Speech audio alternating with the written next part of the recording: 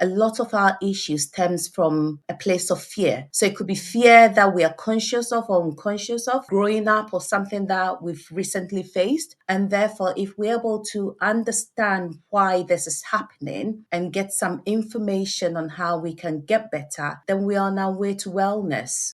What if there are things we never had the opportunity to learn? We've all been to school or training, but there are things they never taught us that actually make a powerful difference in life. I'm here to share with you all the pieces you've been missing: mindset, health, success, and more. And we'll all learn together from guests along the way. We may not have learned it the traditional way, but oh my goodness, let's keep learning how to do things differently.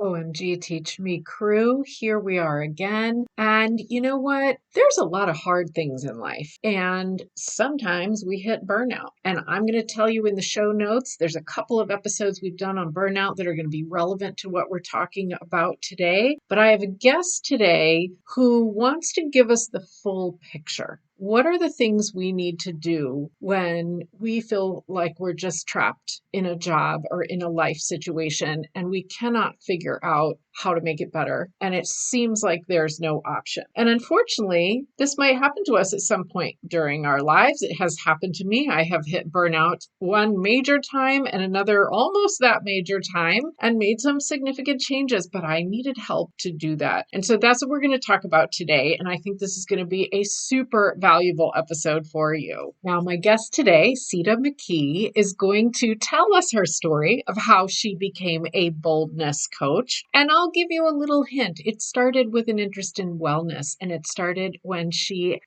became a nurse in order to help people. And what a great path that is. So over the past 20 years, she has been helping people on their wellness journey, helping them deal with burnout, helping them become bold in the way that they live their lives. And I love that. So she is here to help us do the same. So hello, Sita. I'm glad you're here with me today. Hi, Cheryl. Thank you for having me. Absolutely. I am looking forward to this. And I say that every time, but it's always true. So okay, so let's dive in then. The first thing I always like to ask guests is a little bit about your story, because I do find that people's stories are powerful. So tell us how you ended up working in the field of mental wellness and then focusing on boldness particularly. Growing up, I would say my household was such that I would always see my dad or hear him in conversations with people about health. And he wasn't a doctor or a medical doctor at all, but health was such a big part of his being, if I can put it that way. He really valued how people were living well or not living well, therefore trying to educate them or empower them or signpost them to where they can seek help. And I didn't realize how important that was growing up and seeing and hearing him. Sometimes I even got embarrassed when he would see my friends and try to teach them stuff about keeping well. I'm like, oh, don't do that.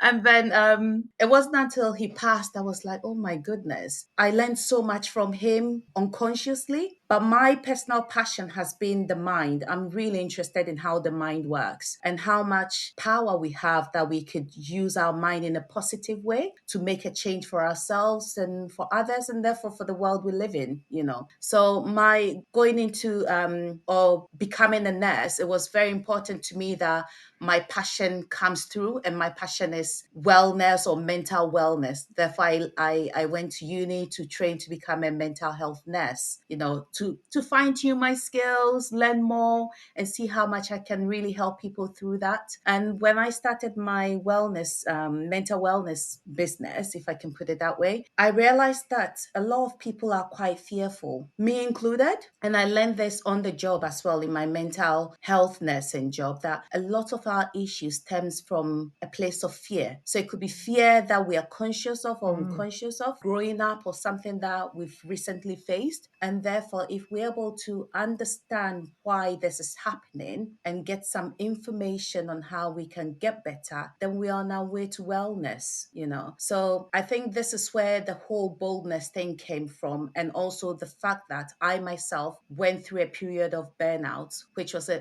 place of fear, if I can put it that way, because I was fearful to get up in the morning to know what the day was holding for me at work, you know. And when I was able to identify that and then quickly find a way to address that problem and come through to a place of boldness, I was like, yeah, this is where I want to be. And this is where I think we should all be, this place of boldness. So I embarked on that journey to empower people and educate people. Yeah. I love it. And I do find that when we're doing important things with our lives, it's because Mm. we've had an experience that really made it Yeah. resonate with us Yeah. personally. So it Yeah. sounds like that was the case. Yeah. And, you know, it's interesting. I've interviewed a few people on this podcast about burnout, and those conversations have always been valuable. But when you say it came from a place of fear, that's a slightly different angle than the way we've Mm. talked about it before. And that's very interesting. In my case, I say fear because I went into the job or took on the role with so much passion, willing to make a change, a difference, you know. So that's my nature. When I get stuck in a job, I just want to give my all. And it got to a point where, call it perhaps lack of support, or the job was just relentless. So fear in the sense that I don't know what the next day holds for me, you know. So would it be another being thrown into another deep end, or something else popping up where I'm not prepared for to be able to address? So it was all building me. And don't get me wrong, there were obstacles in my way that I truly appreciate they came, because I found my strength through them. Mhm. But at the time, and I guess your audience or people listening to you, your listeners, would agree with me that when you're going through something at that moment, you are blind to the strength that is coming through that. You know, it is after you've been through it and you look back, you're like, oh my goodness, that really was part of how strong I've become. As they say, what doesn't kill you makes you strong, Yes. right? So, but at that moment, I couldn't see it. It wasn't until I came out of it, I was like, I appreciate every challenge that was thrown at me. I appreciate the obstacles I had to overcome to get to where I am, you know? Yeah. Yes, so true. It's so hard to see when we're in the middle of it, and yet so true that we're always learning something. So let's go back to, you also said boldness. And so that's what we want to focus on. And of course we know what the word boldness means, but I would love to hear your take on it and your kind of Yeah. explanation. What do you really mean by that? So, what I mean by boldness is seeking information, because we are not in a place of strength when we lack information. Okay. So, my boldness means seeking information, gaining that knowledge to empower you and take you on that journey where you become fearless, and therefore you find great confidence to take on any challenge or overcome any obstacles. And therefore, that knowledge, that great confidence you found, you become bold and you're able to even take it further to take more actions in your life, you know, and keep soaring. So failures do come and we appreciate them, but we all want to try and seek the other side of failure, which is success. They go together. So if you want to get to Yeah. that road of success, you're going through failures, but what do you need to overcome those obstacles and challenges in the stage of failure? So this is the information and the knowledge you require. And therefore becoming fearless when you have this stuff in your hand or in your mind that you can use, or tools, if I can put it that way, tools that you can use to then overcome these challenges and get to that place of great confidence. And therefore you're bold, you know? Yeah. I like that. I like that. It's kind of saying knowledge is power, and we want to be kind of unapologetic Yeah. to go and get that. Yeah. Yeah. I love it. I'm going to remember that interpretation for sure. Absolutely. So, when we're talking about boldness, now I know that one of the key things you do is help people to move from a place of burnout or a low point and get to a place of boldness, right? Yeah. So I think you've got some steps that you can walk us through on kind of how you help people do this, Yeah. right? I just want to try and encourage your listeners to remember that on that journey of burnout, people are on different levels. So I'm going to come from an angle where it's quite fresh, or it's an early intervention to stop people Ah, to feel that way. So if we are created as social beings, right? We thrive on having support from each other, or connections, building connections with people. So for me, the first thing is having that social connection. It was mhm. really important. If I use myself as an example, in my burnout situation, the fact that I was socially connected with people was really helpful. It meant that even though I was self-aware of some things, there are some things that you are not aware of. So the blind spots I had, my social connections will be able to tell me this is not right. You are Mm, different in this aspect. Something is just not sitting well with them because of my behavior in some way. It is out of character. So then you just need a wake up call as well from someone. So building that sort of social connection where you have friends and family you go out with, you celebrate with, you cry with, just going through all the emotions we generally experience with. When you're going through tough times, these are the same strong people in your corner who can identify that something is not right with you. What is it? And open that safe space for you to talk. So I think probably it's also important. I agree, social connections are so powerful, and I see what you're saying. And maybe it's also important to carefully pick who we're leaning on in these situations. I'm assuming so. Yeah, I was going to come to that. I was going to say it Okay. has to be a trustworthy social connection, because then you need the support from them. So you need to know that the people that are in your circle are people that are reliable, people who value you, people you value, people Yes. who can validate your feelings. So it's all very important. So not just picking anyone from the street to say, I need to be socially connected, so therefore I need you to be my friend. Not that. I'm not talking about it in that sense. I'm talking about something that's more valuable, because if it's not valuable, you won't get the benefits from it. Right. Yeah. Yeah. Good point. Absolutely. And then that leads me into that social, or should I say, support network. So from your social connections, you could also have your support network. If you have more people to connect with, they don't all have to be in that little circle as well, where you feel more supported. So it could be just one person. You don't need, and I do appreciate that not everyone would want to have people around them. I've met quite a few people through my work, and they would say, oh, I'm not a people person, I'm a dog lover. I get that. So if you feel okay with that, that's okay too. I'm not pushing people to say, go and find human beings to be friends with, because we all don't feel that way. But there is some sort of connection, even with your animals. But the thing is, can your animals also talk back to you and support you in that way, where you need someone to give you that quick advice? You see, there's a bit Right. of a Right. catch there. So at least having that one trusted person in your corner to say, even if Yeah. I'm spending time with my animal and I feel okay, at least when I want to hear someone, or use that person as a sounding board, there's someone there that I could use and then get some ideas from to then implement. Yeah, and I think there have been studies done, I feel like, to show that we really do need people in our lives. So I would agree. Yeah. Yeah. Even if it's a small number. Yes, Yeah. yes, it's really important. And I can testify to that, because in my case, it really helped me. It was my son who identified that, my job wasn't great, or I was struggling with it. And he just had to say one sentence, is that the only job you can do? And then it got me thinking, oh my goodness, it's not the only job I can do. But in my mind, the job is so new and I don't want to come across as a failure. So I'm therefore going to keep at it. So then my Uh-huh. mindset was different, and I just needed that voice somewhere. And it came from my son. And I was like, oh my goodness, it's not the only job. So then I started looking for a job. And then I got one, and I was like, it was such a relief to know that I didn't have to suffer so much in that role. That felt like a burden rather than something that I wanted to passionately work in and change and help make a difference in. Okay, I just have to say yes, yes, yes to that. Listeners, rewind and listen to that again.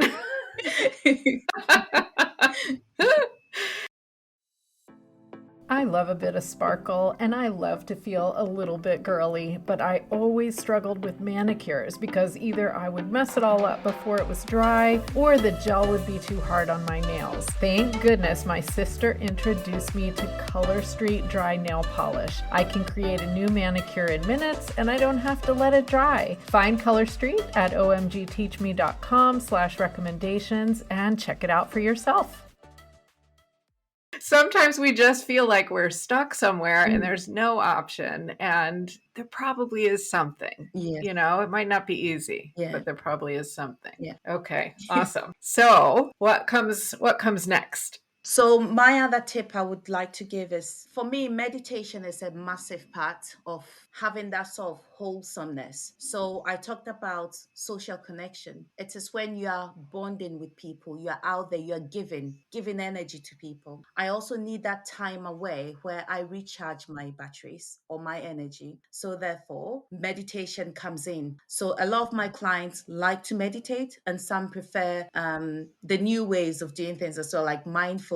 So it is all great. You just have to find what works for you as a person, and you stick to that. In my case, meditation works because I find so much strength when I meditate on scriptures. So in my quiet time, it doesn't have to be a long time. I was speaking to someone recently and the person said, "Oh, people don't have time to meditate." And I was like, "I'm not talking about a whole day meditation or 30 minutes meditation. You can even do 5 minutes meditation.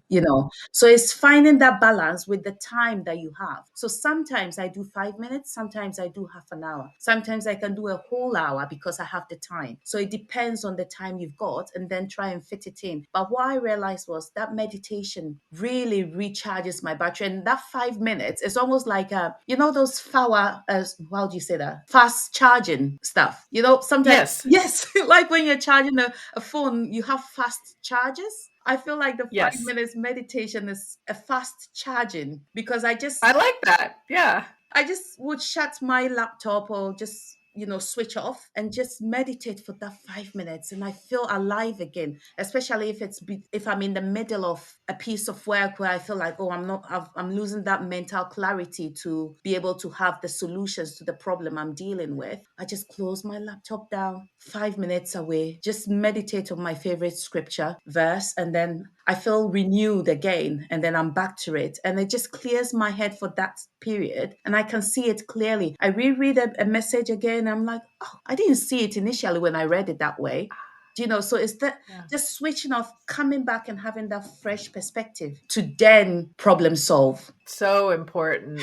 And I know exactly what you mean because I have certainly sat down and read an email or a message and just like, what do they want? What is this? And then you go back and now I understand. Oh, this is fine. Okay. Yeah. It's like you couldn't see it the right way initially, maybe. Yeah. True.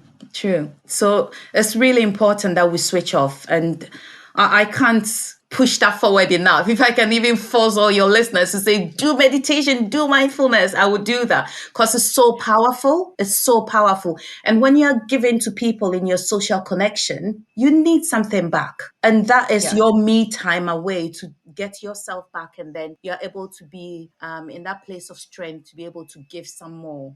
Yeah. So important. And actually, at the time this is airing, a few weeks ago, we had a meditation episode. So I will link that in the show notes because these two together is going to be the perfect combination. Yeah, absolutely. And Cool. she kind of talked through all the different ways that people can meditate. As you're saying, it doesn't have to be what we picture when we Yeah. just think meditate. Yeah, yeah. Okay. And then the next one is physical activities. So a lot of times when you say that, people like, oh, we've had that many times, and people probably will start thinking about going to the gym. A lot of my clients, when I've suggested, oh, I don't have time to be going to the gym, that's not what I mean. So physical activities can just be you going for a walk. Mm. Just I enjoy walks. I prefer that to strenuous activities in the gym. And it also entails your diet. So physical activities, I'm talking about sleep, I'm talking about diet, nutrition, and then I'm talking about exercise, which is all very important to our well-being. So if our physical health is well, or it's good, and our mental wellness is also brilliant, we are whole. There's no Yes. you can't have the brain functioning without the body being active to carry things out. And if the body is active and the brain is not active enough, then it's still not right. So in a way, it's just trying to find that balance to bring the physical body to that level where the brain also is, and things matching or are in sync, and you can Yes. function properly. Yeah. So sleep, to me, is really important again. I- I've been reading stuff or hearing people say, "Oh, I just have 4 hours of sleep," and I'm thinking it's not good enough. No matter how busy our lives are, we need to try and have enough sleep, because it's so important to the way the body functions.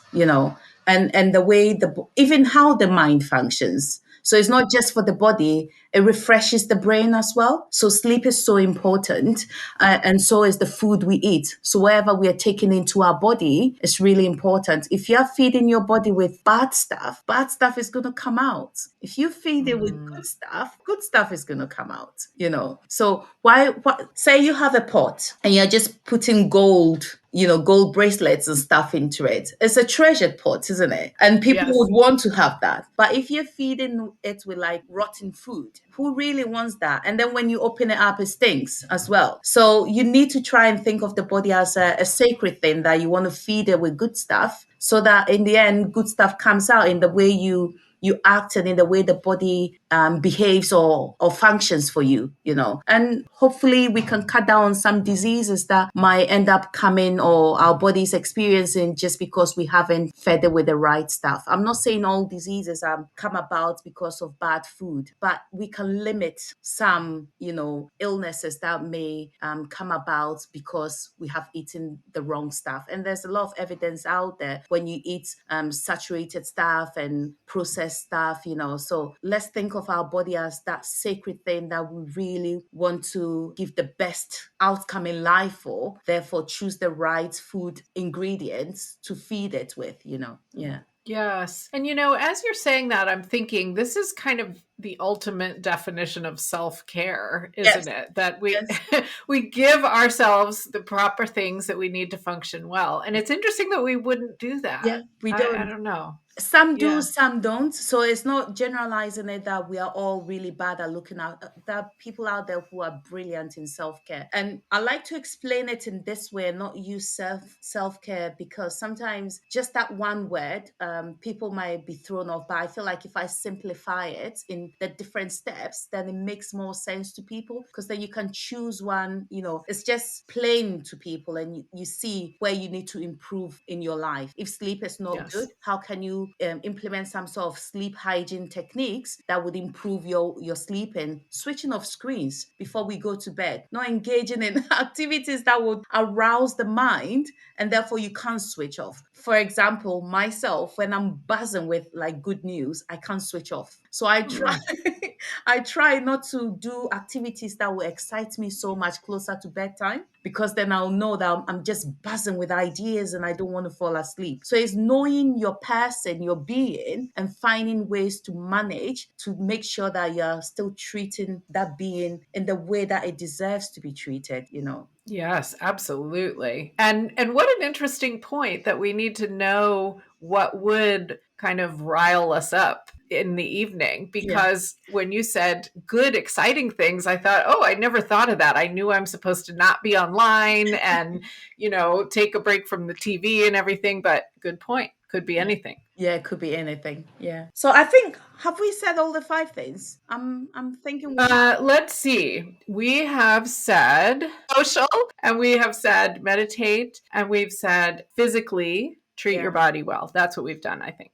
And I link the social connection with support. So gaining Yes. support and having a support network. It could be one person, it could be two people, but a trusted network of people. And this last one also links in with a support network or the social connection. But it's important, and I picked that out because I see and I encourage people have a social network, but it isn't everyone in that social network or support network that people feel comfortable to talk to. Mm, I don't know if you would agree with that, but I have seen I that. would. Yeah. So then my last point is find someone you can talk to, that one Yes. person you can talk to. So that one trusted person you can talk to, not just anyone, that trusted person you can talk to, and it's so, so important. The last thing you want is to spill everything in your heart to someone who's not trustworthy. Then there's the added pressure of worrying about what they've said, and it causes so much social anxiety. And then it's like, oh, well, Sita said, go and find someone to talk to. And then I found this person and I poured my heart out. No, that trusted person. If you don't trust Mm. anyone and you have a faith, I would encourage that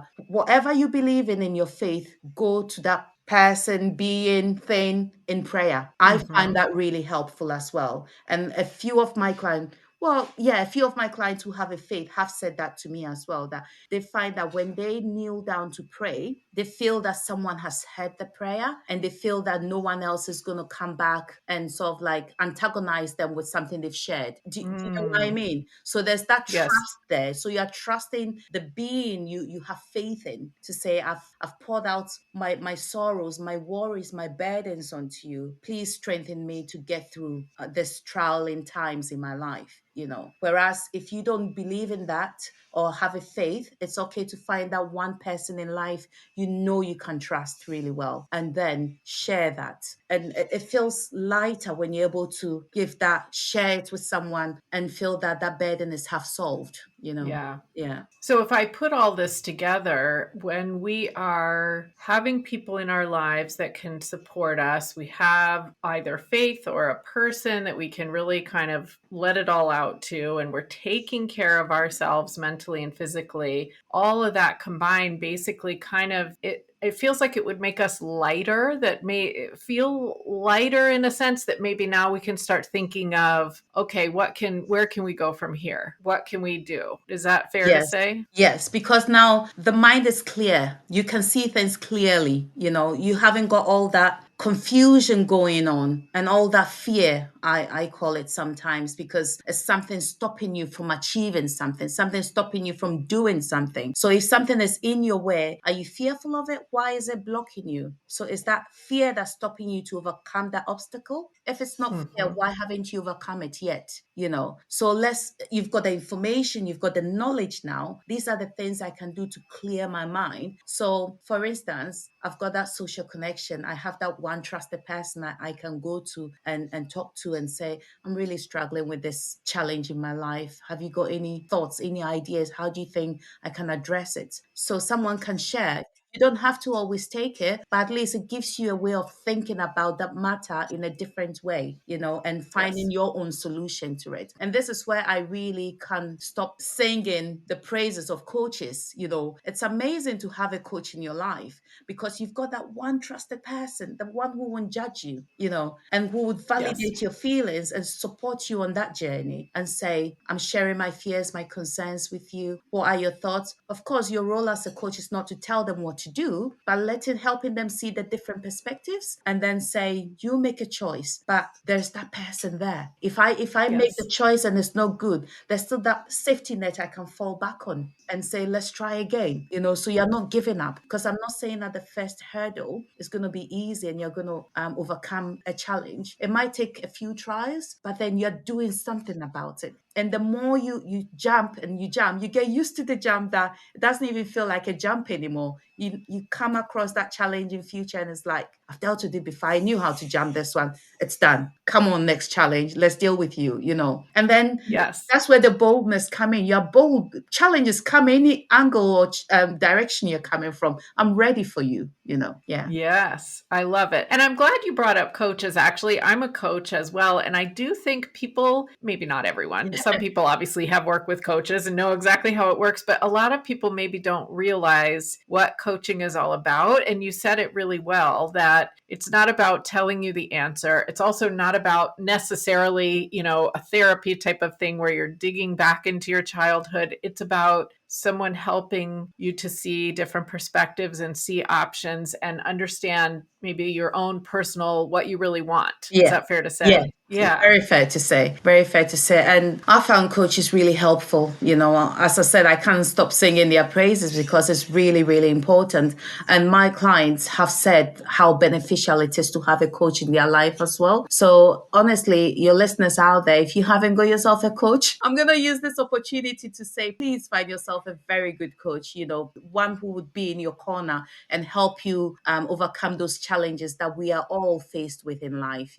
Yes, I agree completely. I agree. And there's so many different angles of coaching out there. There's mindset, there's more of a health coach, there's a life coach and leadership, and different people Yes. need different things, Yeah. but the help is out there. Yeah. So I'm glad that we're talking about that. Yeah.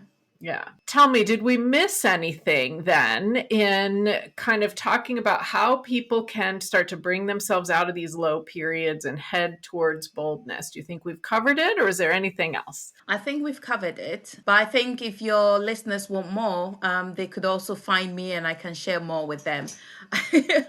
That was my next question. So go ahead. How would they find you and connect with you? So I'm on Instagram as You Are Valued, and they can also find me on youarevalued.co.uk/discovery, and have a 15 minutes consultation with me. I love to problem solve. So if people contact me and they have issues, I can help them problem solve. I don't, as I said, we've both identified, it's not telling people what to do, but looking at the problem and how the solutions that can be put in place by empowering that client to then find that solution themselves. Yeah. Absolutely. And I will put the link that you mentioned in the show notes as well as your Instagram. So go down to the show notes, everybody, and find that for sure. Well, thank you so much, Sita. I think this has been a fascinating conversation. And so one more question, the one I ask everybody. So we have in this second year of the podcast a playlist on Spotify and Amazon Music for nostalgia. So what is your favorite song for when you're feeling nostalgic, or a song that has great memories for you? So I would say it's a song by Take That called Shine. Have you heard of it? Okay. I probably have, but not off the top of my head. So I'm excited. I just thought I might just give you, should I read a few of the lyrics? Please do.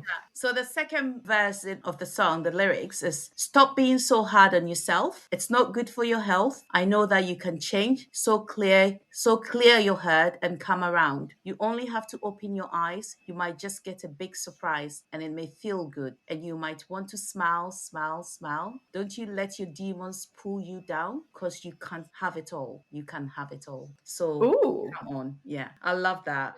It's really amazing. It's a UK boy band called Take That. And yeah, it's amazing. Excellent. Which also means our podcast is going more international, which I like too. Sita, thank you so much. I know that our listeners are going to enjoy this episode, and I appreciate you sharing all that great information. Thank you so much for having me. And I love the opportunity to, share and educate and empower people. So thank you for giving me that platform. Yeah. Absolutely. I hope you enjoyed today's episode. OMG, did you know that we have mini episodes every Friday as well? Make sure to follow OMG Teach Me in your favorite podcast app so you get all the goodies. And if you're just finding this podcast and you're kind of wondering where to start, I have a curated mini series for you to help you stop self-sabotaging, because we all do it. So head over to www.omgteachme.com and sign up when you get the pop-up box. We may not have learned all these things in school, but they sure are powerful now.